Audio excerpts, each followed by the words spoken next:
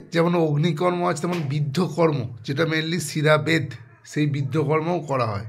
বিদ্ধকর্মের সময় খালি নিডিল সাধারণত শরীরের মধ্যে পিক করা হয়। পিক করে সেখান থেকে ব্লাড আসতেও পারে, নাও আসতে পারে, কিন্তু এই খালি নিডিল যে শরীরের মধ্যে পিক করা হয় তাকেই সাধারণত বিদ্ধকর্ম বলা। এবার কোশ্চেন হচ্ছে নিডিলটা কতটা পিক করা হবে, পুরোটা পিক করে দেওয়া হবে না অল্প একটু পিক করা হবে, সেটা ডিপেন্ড করে কিছু কিছু জিনিসের ক্ষেত্রে।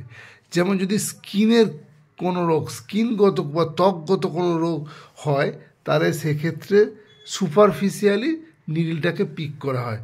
যেমন যদি headache, painful joint, dizziness, skin disease এই এবং নার্ভের রোগের ক্ষেত্রে সুপারফিশিয়ালি নিডিলটা পিক করা হয়। সাবকিউটিনিয়াস পিক করা হয় যদি হেডেক এবং স্টোমাটাইটিস এই রোগের ক্ষেত্রে থাকে। যদি মাসেল বা বোনের কোনো প্রবলেম থাকলে তাহলে ডিপলি শিরাবেদ করা হয়, অনেকটা গভীরে, পিনটা অনেকটা, নিডিলটা অনেকটা গভীরে পিক করা হয়। এবং কিছু কিছু ক্ষেত্রে ইভাকুয়েশন নিডিলিং করা হয়, মানে নিডিলটা এতটাই পিক করা হয় যাতে সেখান থেকে কিছু বেরিয়ে আসে। সেটা কোন ক্ষেত্রে?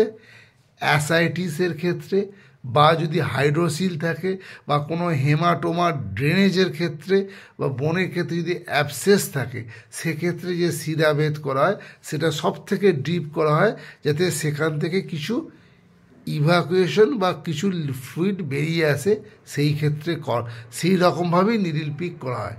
তাহলে এই 4 রকমভাবে শিরাবেদ করা হয়।